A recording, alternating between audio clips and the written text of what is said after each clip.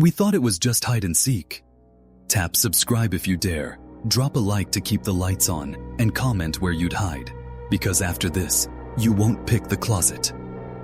The 911 call hit dispatch at 10:14 p.m.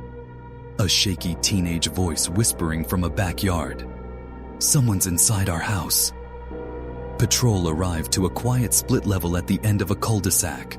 Porch light humming, parents gone to dinner, two 15-year-olds, Noah and his neighbor Chris, white-faced and out of breath. Inside, nothing looked ransacked. No broken glass, no forced entry. Just the kind of stillness that makes you hear your own pulse. Detective Mara Ellison took the living room first. TV paused mid-movie. A fireplace poker left on the couch. The basement door ajar. The boy's story came in clipped bursts. Boredom. Lights off. A game that felt safer than silence.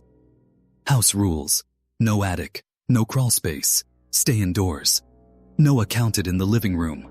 Chris ran. When it was Noah's turn to hide, he slid under the guest bed and let the hanging fabric fall. He heard footsteps, slow, heavy, stop inches from his face, felt the carpet fibers stir as someone turned. Then nothing.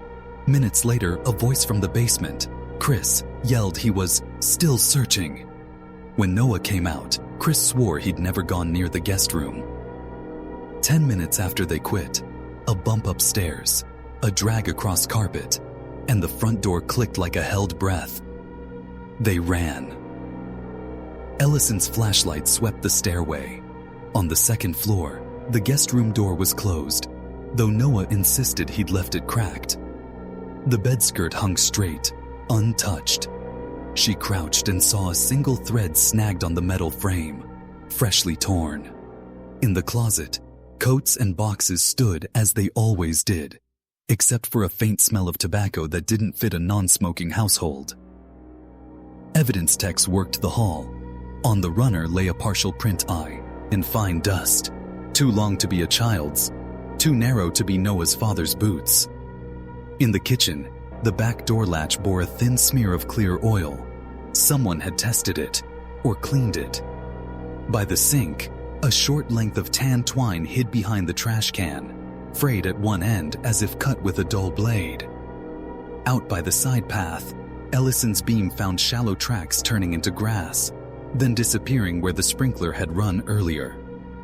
The neighbors mentioned a taller teenager they hadn't seen before, hanging near the cul-de-sac the last 2 evenings, gray shirt, hands in pockets, never speaking.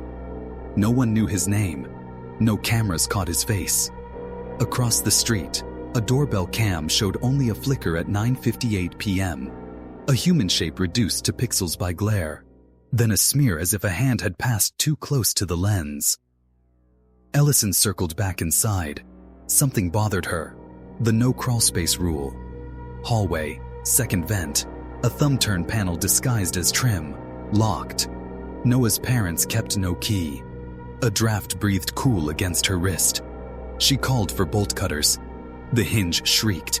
The panels swung. Every instinct told her to stop looking, because behind that low door, past the dust and the dark, was a narrow rectangle of space. And the first thing her light found was a neatly folded blanket, a half-empty water bottle, and a prepaid phone buzzing to life with an incoming text. "You there yet?" Detective Mara Ellison crouched in the crawl space and let the burner phone buzz against her palm. The text preview flashed again. "You there yet?" She snapped a photo of the screen, bagged the device, then studied the nest. Blanket folded military tight, water bottle capped and clean, cookie crumbs brushed into a careful pile. Whoever used this space wasn't desperate. He was comfortable. Evidence photographed. She backed out and sealed the opening with tamper tape. Downstairs, Noah sat at the table, elbows pulled in, face pale but steady. Chris paced, palms pressed to his jeans. Ellison kept her tone even. "Either of you give a house tour online? Post a floor plan? A video?" Noah shook his head. Chris glanced away. "We filmed a dumb challenge like months ago. Basements are creepy. We didn't post the crawl space." Ellison nodded. Tell me about the rules. No attic, no crawl space. Who made those? I did, Noah said. They're just obvious. Obvious to you, Ellison said. But maybe not to someone outside, unless he'd listened. She canvassed the block until midnight. 3 neighbors confirmed the gray-shirt kid. One remembered a detail. The boy smoked, but held the cigarette like he wasn't used to it. 2 fingers too stiff. Ash never tapped. An affect, Ellison thought. A costume. Back at the house, CSU lifted a clean thumbprint from the water bottle. Too clean. Wiped and re-held to seed confusion. The twine by the trash matched a faint abrasive line on the guest room bed frame, the same height as the skirt hem.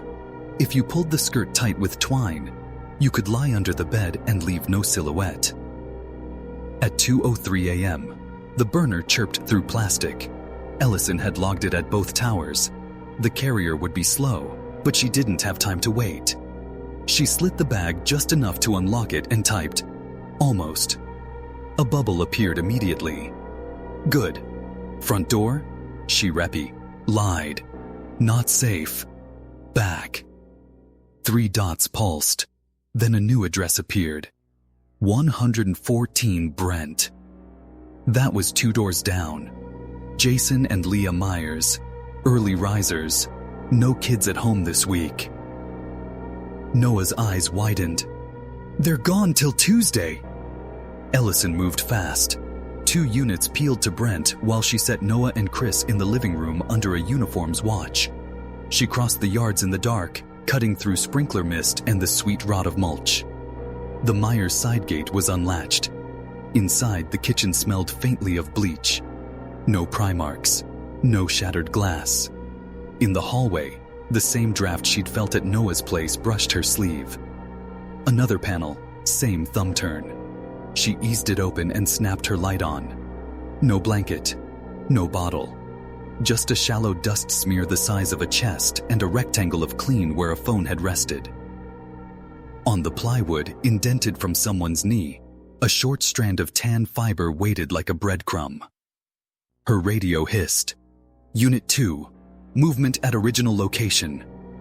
She looked back toward Noah's glow-lit windows and felt the night tilt. Repeat.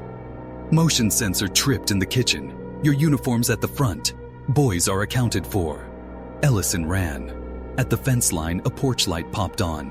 She cut through the side yard, hit the deck, and slipped inside with her gun low. The uniform pointed to the hallway where the guest's door stood open now, edges of her tamper tape dangling. Noah and Chris huddled near the couch, eyes on the stairs. Stay down here, the uniform said. Sensor pinged, no one crossed the foyer. It's like it came from inside. Ellison nodded once and climbed. The hall's runner squished faintly. The sprinkler had tracked in moisture through a window, or a wet shoe had. At the guest room, she swept left-right. Closet gaped, coats mute. She dropped to the bed and ran 2 fingers along the metal frame. The twine abrasion was freshened, brighter, rougher. Her phone buzzed in her pocket. From unknown. It's open. She looked at the number, same burner thread. She typed, "What is?" The reply arrived before she could breathe. Basement. Ellison pivoted, moving, radioing for the back door to be covered and for her uniform to lock the boys in the living room. The basement steps complained under her weight. At the bottom, the storage smell of detergent and cold concrete gathered around her. She swept the corners. Water heater, stacked holiday bins, a laundry sink with a slow drip. Quiet. Then she saw it. On the underside lip of the stairs, centered at eye level if you lay on the floor, a tiny ring of adhesive residue. Fresh, translucent, perfectly round. Where a camera had been mounted, then peeled away. She followed the drip to the sink and found a Ziploc pressed flat under the basin. A coil of tan twine, a tube of clear door latch grease, and a plastic sleeve holding 4 photo prints. Her glove squeaked on the plastic as she slid them free. Photo 1. The guest room framed through fabric fringe. Photo 2. The hallway runner, a pair of teenage sneakers passing. Photo 3. The living room, Noah's face blown out by TV light. Photo 4 was printed from a phone screen, a text thread. At the top, a contact name labeled Chris, and under it, a scent bubble from earlier tonight. He's under the guest bed. Hurry. Ellison stared, breath tight, the basement suddenly too small. Upstairs, a floorboard creaked, followed by a soft, surprised gasp. "Boys?" she called up, voice level, feet already moving. "Chris, where are you?" No answer. Then the living room uniform's radio crackled sharp and loud. "Detective, one of them just stepped into the hallway with his phone. He said he needed air. I blinked and..." The line clipped into static. Ellison hit the first step 2 at a time and realized something she should have seen an hour ago. The texts weren't guiding an intruder to the house. They were luring someone already inside to come out. Ellison reached the top of the stairs just in time to see a front door easing shut. The porch light washed a sliver of the boy's silhouette. Thin, hunched, hoodie pulled tight. Chris. He didn't run. He just walked, slow and steady, like he already knew no one would stop him. "Noah, stay where you are," Ellison said, steady but firm. Noah's face was confusion first, then betrayal creeping in behind it. He was with me the whole time. He was scared too." "That's what he needed you to believe," Ellison replied. She didn't raise her voice. She didn't have to. The pieces were already turning in Noah's mind. She stepped outside. The street was quiet, the kind of late-night stillness where every sound stretched. Chris stood halfway down the sidewalk, phone loose at his side. Ellison kept her hands visible. "You're not under arrest. I just need you to tell me who you've been talking to." Chris didn't turn around. "You already know." His voice wasn't angry. It was tired. "You saw the photos. I saw someone told you where Noah was hiding." Chris nodded once. "Yeah, he found me months ago. Online. Told me I was smart. Told me I could help him. Said Noah never appreciated me. That nobody saw me." There was no rage in his tone, just a hollow ache. Noah stepped into the doorway, disbelief shaking him. "Chris, why?" Chris finally looked back. His expression wasn't sinister. It was almost apologetic. "It wasn't supposed to be like this.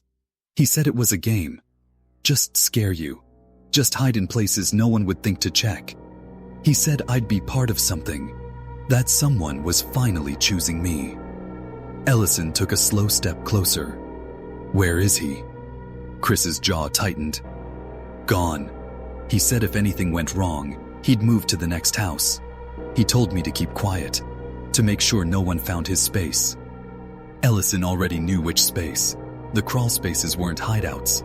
They were waiting rooms, staging points, places to study routines.